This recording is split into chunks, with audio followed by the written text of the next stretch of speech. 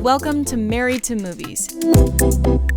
Industry insiders John Russell and Tracy Kring live and work happily in cinematrimony. They're sharing behind-the-scenes adventures of writing, producing, and appreciating films. Good afternoon, babe. Good evening, babe. We're at the drive-in. We are at the drive-in. Absolutely. We're doing a remote. Yes.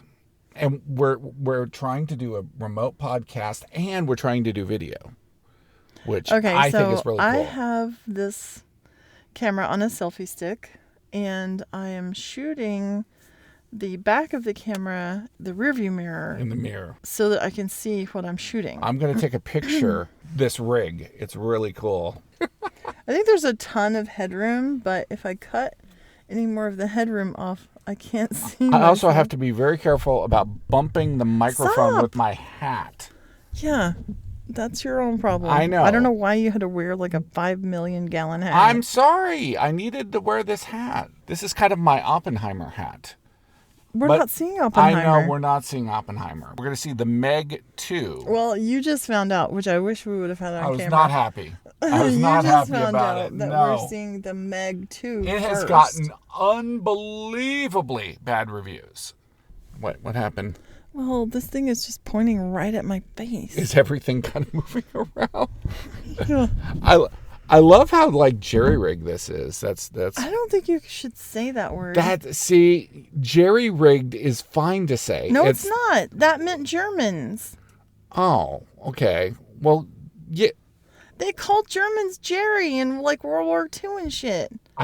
You're not supposed to say jerry-rigged. You know what's really weird is the way that disaster movies are now becoming true. They're finding much larger creatures in the ocean now. Yeah, because of climate change and everything. Yeah, they saw something that was like a shadow that they were like, oh shit, this could be a megalodon. A megalodon, exactly. And how much of The Day After Tomorrow is now reality? I mean, not like the actual freezing of the entire Earth or anything. Well, the bomb cyclones and stuff. The bomb cyclones, absolutely. That's one of the things. And also the North Atlantic Current being changed. Is that in that movie? Yes, that is. That's in that movie. It's the changing of the North Atlantic Current and all core. of the right. And no, you're thinking of the core there. I don't think I'm thinking of the core. Yeah, remember? No, that's not in the core. No, it's not. Yeah. No, the changing of the North Atlantic Current is one of the things that happens in the day. I mean, these are not quality movies. I'm expecting a quality movie here with Barbie. Wasn't the guy from The Office in the Meg? Jason Statham? What? From The Office? He was not in The Office. Which guy from The Office? The scientist. He was like Dwight Schrute. Yes. He was in the first yes, he was like the Elon Musk type that was supporting everything. But I think he got eaten. He did. I'm very excited about seeing... I'm more excited about the Meg 2 than Barbie, to really? be honest. Why? Oh, look, that couple. They're so in love. Oh my gosh, they're wrapped around each other. Thin enough to actually be picked up by him. That's pretty crazy. But he was wearing out there. Yeah. He didn't make it many it was adorable. I mean, Yeah. is that something that you wish that I could do, is just pick you up and carry you around? I've never liked that. Yeah, I don't know why one would want that. I don't like that. No, it doesn't sound like a thing. Yeah. So, wait, no, seriously, you don't want to see Barbie? I want to support women in film. Yes. And the thing, I don't want it to make me mad. It's not going to make you mad, babe. Okay, it better not. It's not going to make you mad, babe. I hate it when opportunities are wasted, especially when it comes to the limited amount of opportunities the movie has made that women get. It has not been wasted. It has made $1 billion. $1 billion. Come on. Well, we'll see what the actual reaction. The first female-directed film. To fund other female films will be. We'll see. I think one of the things I've really enjoyed about just all of the talk about Barbie is hearing about how it was made by Greta Gerwig and Margot Robbie, and the really, I would imagine the insurmountable task of dealing with, some really large the corporations. world's largest toy maker, and some of the biggest filmmaking companies, and just this whole just mammoth idea. Margot Robbie was just like, whatever anybody says and whatever problem anybody has, we are just going to keep going. Right. Nothing is going to stop the project. Well, and honestly, that is the way you make a movie. Mm-hmm. I mean, I was talking to a friend last night. There is no pause button. No, and there's no fast forward button. I was just talking to a friend last night. She's like, okay, well, I'm having a hard time raising the money for the complete show. So I just want to raise money to do the the pilot episode. Right. And I was like, okay, well, let's say that, okay, you have this amount of money and you have to make a pilot Saturday. You start making a list. What are you going to do? What do you have to have? People. What do you already have? People can be very adverse to making lists. Yes. And I think that's really dumb. Well, I think that once you actually break something down to the components of what you have and don't have, it becomes real. And that's when people start to... Yes, exactly. When something becomes real, that's when they get scared. Well, and some people just like to talk about it. You Yes. know, some people will always get stopped at that step of, am I going to turn this into a real thing, or am I just going to keep talking about it? It may take a certain amount of talking about it in order to get the thing done. Right. But I always know with us that we're going to talk our way into it and not talk our way out of it. Talking your way into something is how it gets done. All of the process of, okay, this is what we have, this is what we don't have, this is what we need. Do we really need this? Are there other options? Right. Our thing of make a list and go get it. Make a list and go get it. Yes. Make a list and also start growing your following. Start growing your Insta presence. Start growing, because if you're going to mount a crowdfunding campaign, you're going to need a lot of people on your side. If you don't have any followers and you can't grow them, then look around you at the people that are around you and just start making calls. Maybe you don't even need a crowdfunding campaign. Maybe you just need to start making calls and see what people will give you right off the bat. She's like, well, I feel like people do want to give me money, to help me get this pilot made. I'm like, well, call them tomorrow. I love the scripture, you have not because you ask not. This is what I need, people. This is something that I am going to do. I'm going to do it with you, or I'm going to do it without you. Oops, my hat hit. Oh, Lord. Sorry about that. It has so much brim. It's like in Dirty Dancing. This is my dance space, and that is your dance space. Is that supposed to mean something to me? Yeah, spaghetti arms. It is. You don't get the reference. I don't. I'm sorry. I mean, I'm sure there are people out there that are going, oh my God, she said spaghetti arms. But I don't know what you're talking about. Well, they're awesome. Yeah, they're the awesome people. That's right. You know who aren't awesome people? Men. We were having a conversation with a female filmmaker where she was dealing with other men in her business and on the outskirts of her business, and very, very frustrating stories. It's really frustrating because I think to myself, I'm really lucky. I'm surrounded by all these great men. All the men in my life are not like that. But then you start thinking about the statistics of how many men commit violent crimes, how many rapes happen every fucking minute, and you're like, statistically, I know some bad men. Look, and we're not saying the stories that we were told were like, oh, the guys are out there, and Jack the Rippering things. We're just talking about basically disrespect. It's disrespectful, and it's... Well, and at times it can border on assault. It can, because here's the thing. Guys have this thing where they will play around with the edges of being like cute or playful. Well, it's called grooming. And it's absolutely wrong. And what happens is guys are like trying out, well, maybe if I'm flirty with this girl. Maybe if I give her enough drinks. Maybe. Maybe if I, God. start, petting on her and, start playing around and tickling her or Tickling wrestling her. her. All of this bullshit. Run. Yeah, all of this Run. stuff. And basically guys are trying to see how far they can get. And it's just creepy as fuck, and don't do it. Well, keep your hands to your damn self. Okay, I thought you were talking about me with... No. Okay. No, I don't care what you do with your hands. That's right. Just don't touch people, period. Like, I don't care if you're a man or a woman. Don't go around touching I love those people. pictures of Keanu Reeves where he's like always in the He's picture. like stiff-armed. His right. God. Sorry about that. Yeah. His hands, he's never actually touching.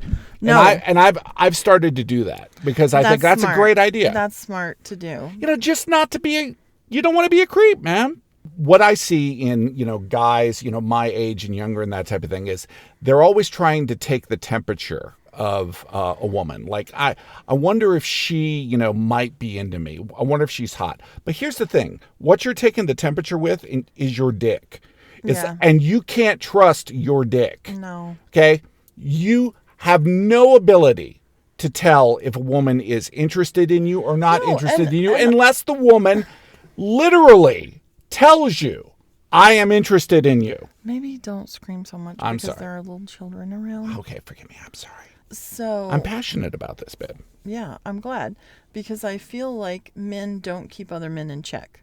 I agree. It's not a woman's job to fix the way that men behave. But here's the thing.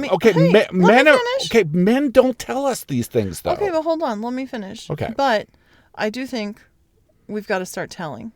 Okay. You mean women have to start telling? I'm done with not telling. Right. No, we have to tell. We have to share and we have to tell on them. Mm-hmm. I don't care what position they're in. I mean, like, Rose McGowan and Harvey Weinstein and Gwyneth Paltrow and every woman that's ever been fucked over by that guy and fucked with by that guy and raped by that guy. We have to tell. We have to tell everybody that we know.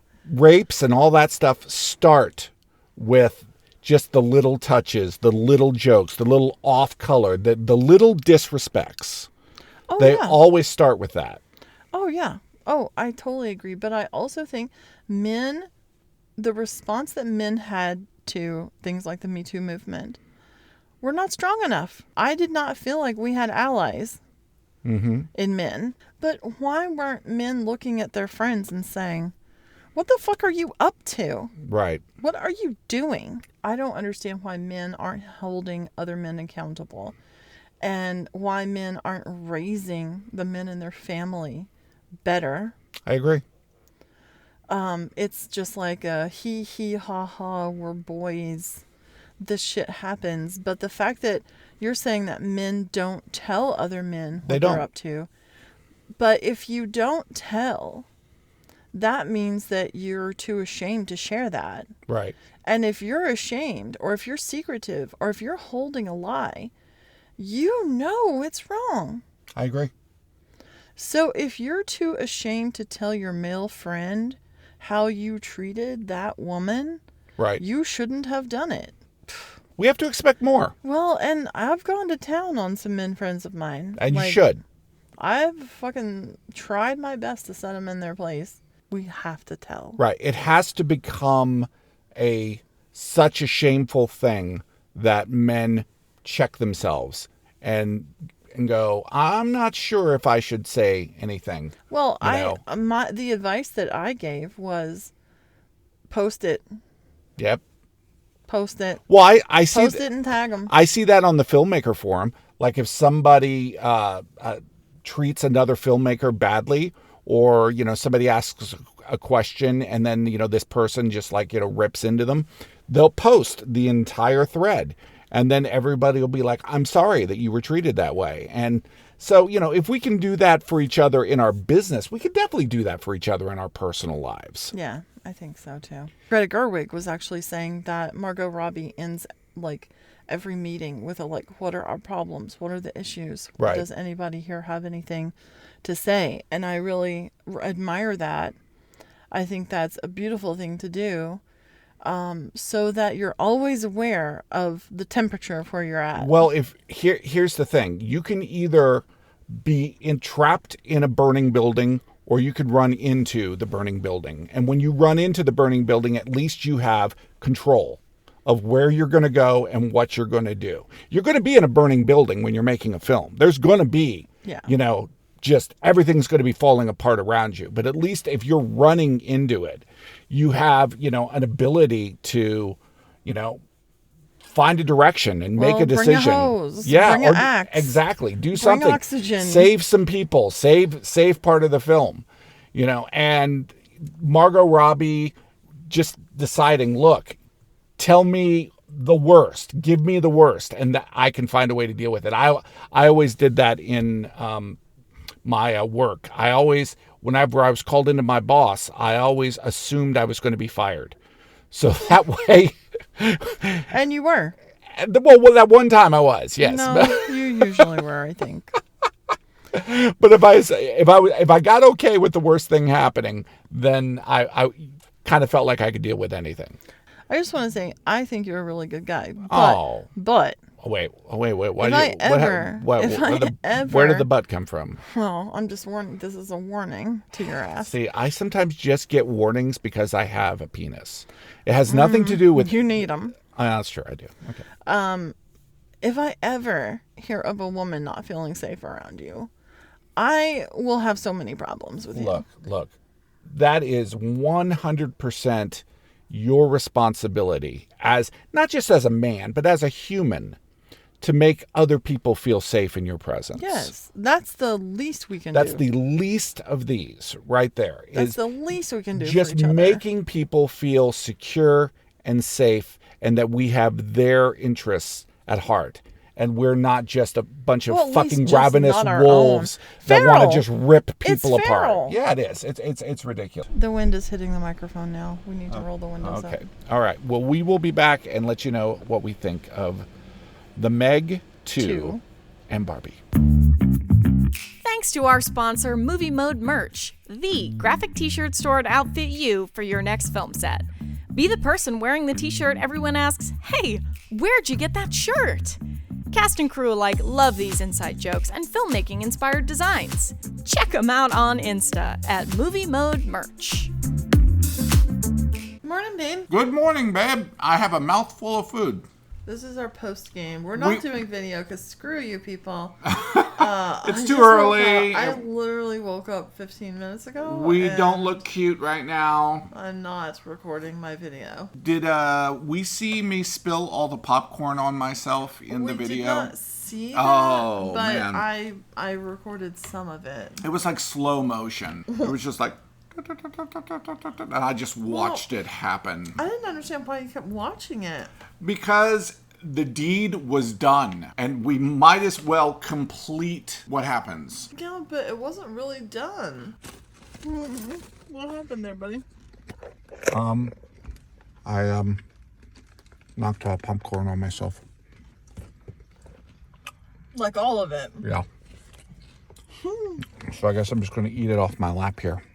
So here's the question. What? Do we do spoilers? Because there are some specific ideas that I can talk about, that I have opinions about in the Barbie movie. First of all, don't see The Meg 2. The worst piece of shit I think I've ever seen in my entire life. Don't even waste your time. I think nobody was going to see it anyway, but... The only way that people saw it was when they were forced to at the drive-in. Yes, exactly. In a double feature. Which is exactly what happened. It was unbelievably bad.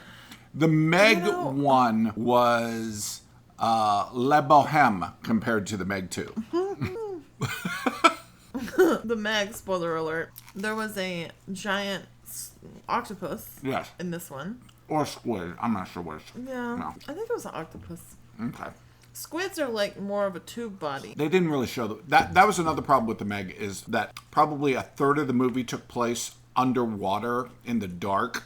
So you couldn't tell what the hell was happening. I just have to say, I mean, I wasn't expecting realistic physics or anything with this movie, but I will say there was some shit in there that was cracking me up. Like, they are literally 50,000 leagues under the sea. Like 30,000 feet underwater. They're way down in this like weird, Trench. bubble trench thing. They need rescued. So Jason Statham, without the suits on for the high pressure, has no suit, and he's gonna have to just swim out into the depths. Right. And they try to explain it. And the logic is if you blow the air out of your nose, Of your sinuses. out of your sinuses, then that means that you can be at any depth, which... Don't try that at home. What? I don't think you should ever try that. No. Recently, No. we all followed that, that tragedy that happened with the little submarine. Yes. There's like 6 bazillion pounds of pressure. Yeah. It's down there. Yeah, it's crazy. He's just free diving. Yeah. No. Oh Lord. Yeah. But thoroughly enjoyed Barbie. Charming as all get out. Very, very funny on multiple levels. Yeah. I liked that her awakening, let's say, was, her having like thoughts of death and depression, anxiety. Well, she discovered depth. Mm-hmm. Like I love that scene when she's like going out in the park and she's looking around and seeing the different levels of humanity, happiness, sadness, anger. She's seeing all of it and she's loving it. Right. And that, the world that she thought we were having, where women were empowered and running the show just like they were in Barbie Land, and they get there and it's actually run by men, And then Ken decides to start here's the thing that stupid men who have issues with this movie. I'm talking to you, Ben Shapiro. I'm sure he's listening right now. So Ken is not a representation of men. No. Ken is a representation of Kens. Okay, which is a creation by Mattel that never evolved. That was the whole that was what Will Ferrell's point was that we don't think about Ken. Right. We don't talk about Ken. Ken does not evolve. Ken does not change. Well, I think that's a little inaccurate. Well, maybe not for Ken, but Beach. I mean, I had other Ken dolls. Like I had Todd, I had Derek, Alan. Yeah, I had Alan. Derek was in the Barbie and the Rockers. But Ken never became an astronaut. Ken never became president. No. Ken never became... No.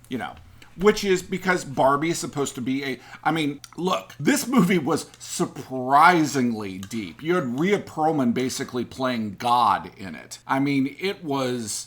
and I think what it does is it does a really good job of portraying the way men in their misogyny come off to women. Yeah. Because basic bitch men. Right, basic bitch men. All of the jokes about how to distract a Ken were hilarious. Mm-hmm. Start talking about The Godfather? I mean, there were so many great things in it. Weird Barbie was an incredible character. America Ferrera absolutely killing it. But, I mean, it was Margot Robbie's movie. Ryan Gosling was a wonderful comic foil. He played dumb to a T, but it was her movie. Because she sold out. She absolutely grounded the whole thing. I believed her when she was stereotypical Barbie, and I believed her when she was existential crisis Barbie. It's definitely your favorite Greta Gerwig movie. Yeah. Mm-hmm. But I wasn't so crazy about the actual plot.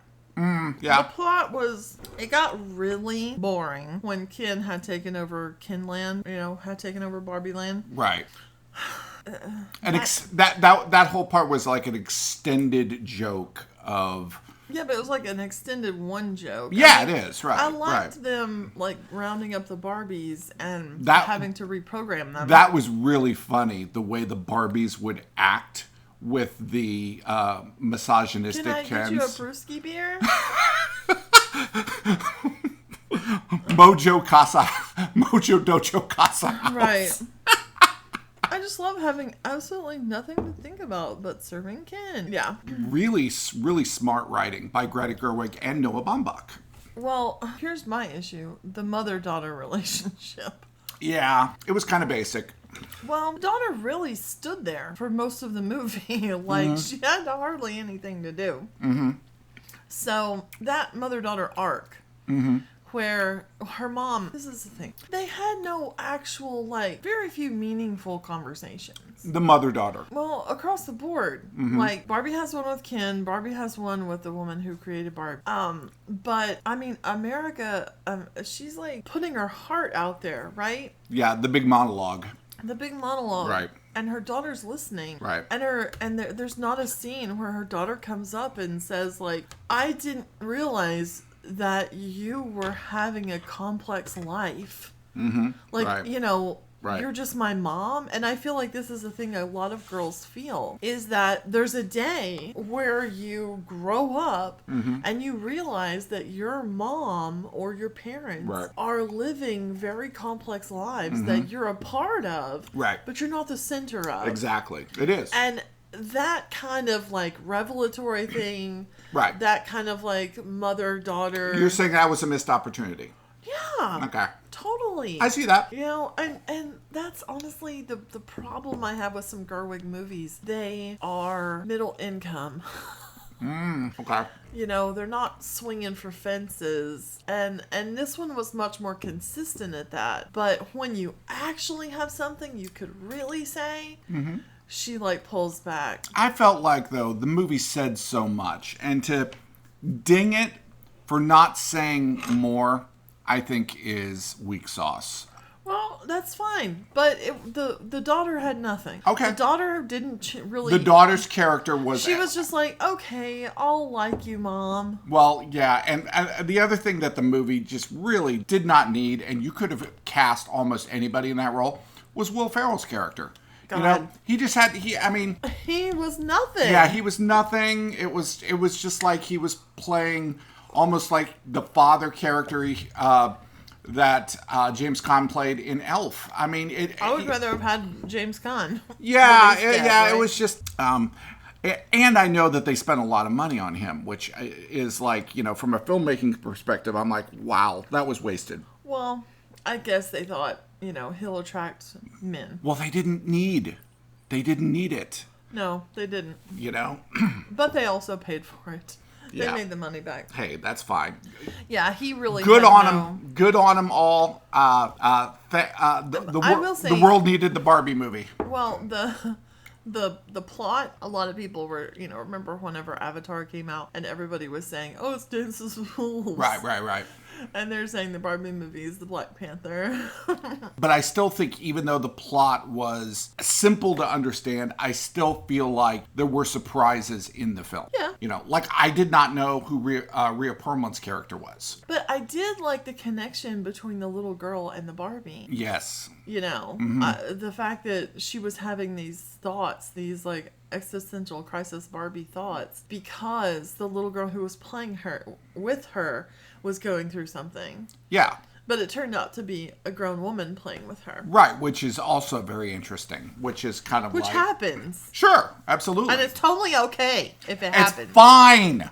It's totally normal. If you still had your Barbies, babe, you would pull them out occasionally. Oh. And then you would force me to engage. I didn't like playing with other people. Oh, okay. That's fair. It was all going on in my head. I didn't want other people. Wonderfully directed by Greta Gerwig. I mean, visually, Yeah, all of the storytelling was fantastic.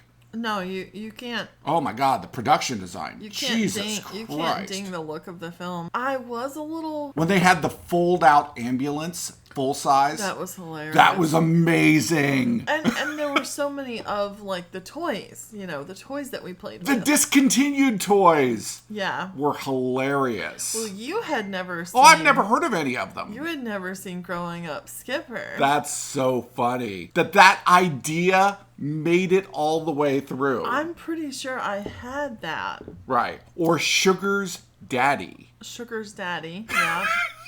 They wanted an old man to have a bar so that the old man could play with Barbie. How creepy is that? Yeah. Oh my God. I mean, it looked like it was the 70s. It looked like it was like a Hugh Hefner type vibe don't with that remember. character. I never had that. Alexa, When did Mattel's Sugar's Daddy come out? From FactRepublic.com. In 2009, Mattel released Sugar Daddy Ken doll aimed at collectors. Oh my God, it happened in 2009? A little weird old man with a cat. It was a dog. No, it was a cat. It was a dog. Sugar was a cat. It was a dog. Are we going to have to ask Alexa again? She's not going to know this. How are you going to say this and Alexa's going to understand? Alexa, was the Mattel toy Sugar Daddy, did it have a cat or a dog? From DeanofGeek.com. Mattel later confirmed it was an accidental misnaming. The Ken doll only supposed to be the daddy of Sugar the dog. Oh, Tracy wins. Sugar the dog, weirdo. Wait a second. Wait. It was like a little They Maltese. said it was a mistake? Are you kidding me? Sugar's daddy? That's impossible. No, That's not impossible That's that it bullshit. was absolutely impossible. They knew what they were doing. They had to design a logo, bitch. Oh my God. They tried to sell that? Some people are stupid. I had so many of those toys. I had so many of them. That's true. You were telling me, like, as you were going around. You said you even had Alan. Yes, I had Alan. Who is Ken's buddy. Because he Yeah. can wear Ken's clothes. He's not gay, though. He's not gay. He wears Ken's clothes. He's a stalker. He's just creeping up. He's just hanging out in Ken's closet. Michael Cera was quite funny as Alan. Yeah, and he was like an ally. He was an ally, and also knew the what Ken it with felt the like. with the Ken with the cool earring, also an ally. Yeah, and Sugar's daddy was an ally. All of the ones living at Weird Barbie's house. Yeah. What kind of what kind of weird stuff happens at Weird Barbie's house? There were. I was sad that Barbie and the Rockers didn't show up That had to be a decision. because they're a band. Why not Barbie and the Rockers? It's a musical. I absolutely agree. I feel because they could have had a scene where Barbie and the Rockers were like on the charts, and it was like every single song was a Barbie and the Rockers song. Right. And they were like getting, like Grammys. Grammys. Yes, they were getting Grammys. Yes, exactly. Yeah. Well, So I saw on a Instagram thread, and it was like, and people were like talking about the movie and how much they liked it. And then one person said, yeah, it's too bad they couldn't have a female cinematographer. Okay. What do you think about that kind of comment when it's made? well, you have to be really deliberate. Mm-hmm. I think, yes, if it was like a female empowerment film, it's a Barbie movie. Right. And you don't have women filling all the roles, it's a lost opportunity. Mm-hmm. Yeah, it is. Because a woman didn't shoot a gazillion dollar, box office hit. Right. It's Yeah. not the fact that the movie was less because a woman was not shooting it. No, It's and honestly, a missed opportunity for and honestly, her. the visuals, the way they were shooting, basically the framing, got real boring in the Kinland section. They could have used a lot more camera movement to help me during that part. Like if when they went back to Kinland, if it were more of a nightmare scenario and they steady-cammed everything, and they really followed Barbie as she discovered all the shit that had changed. That's an interesting idea. Like they could have done a oneer. Yeah, that would have been fucking awesome. And Look, I almost ate my toast into a star shape this morning. very well done, babe. I'm quite proud of you. I'm done for the day. Yeah, you're done for the day. Well, we're done for the day too. Go out and see Barbie. Let's get it to another $1 billion. How great would it be if Barbie became the best-selling movie of all time, taking over Avatar? Okay? Yeah. All right. Was that it? That was it. It's hard not to get romantic about movies. Thanks for listening to Married to Movies. Jon and Tracy will meet you for breakfast tomorrow. Thanks to our sponsor, Movie Mode Merch, comfortable graphic tees made by and for awesome filmmakers to wear on set and off. Check them out on Insta at Movie Mode Merch.